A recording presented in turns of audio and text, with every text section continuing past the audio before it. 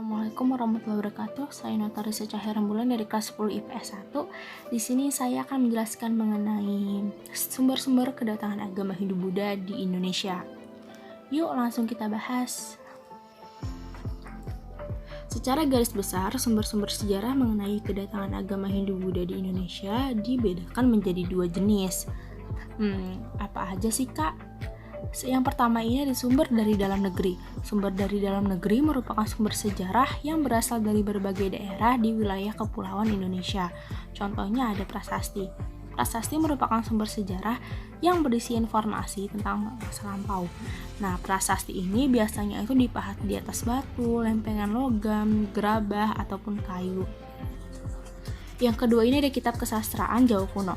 Kitab kesastraan Jawa kuno dapat digunakan sebagai sumber data dalam melacak jejak sejarah pada masa tertentu.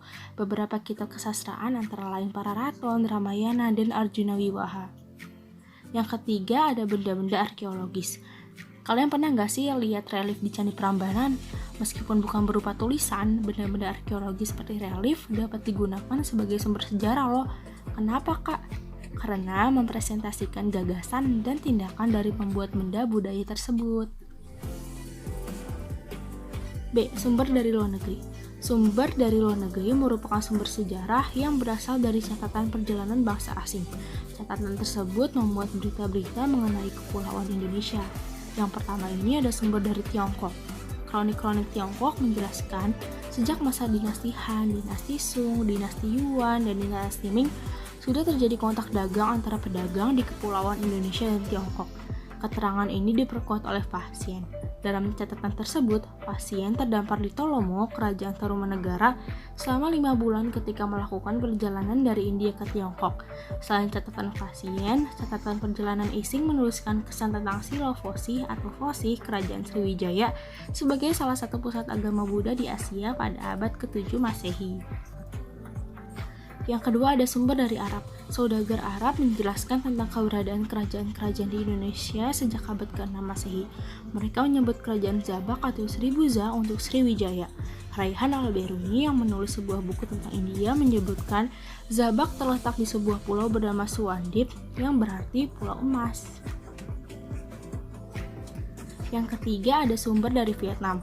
Kronik Vietnam dimulai dari abad ke-8 Masehi mencatat serangan dari Jawa dan pulau-pulau selatan yang dilakukan oleh pasukan Shailendra dan Sriwijaya terhadap pusat kerajaan maritim Kerajaan Chanla di Vidapura, Kamboja.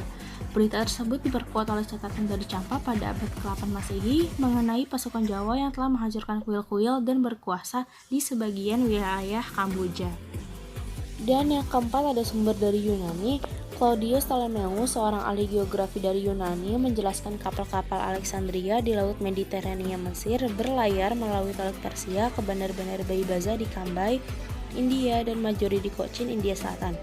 Dari India, pelayaran dilanjutkan menuju Kepulauan Aurea Cercenesus. Di Aurea Cercenesus, kapal-kapal singgah di Barusae, Sinda, Sabadiba, dan Labadium. Aurea Cercenesus merupakan bandar dagang kuno di pantai barat Sumatera. Sementara itu, Barusae adalah Baros, Sinda adalah Sunda, Sabadiba adalah Sordipa, Sumatera, dan Labadium adalah Javatwipa atau Jawa. Sekian dari saya, mohon maaf apabila ada salah-salah kata. Terima kasih dan sampai jumpa di video selanjutnya.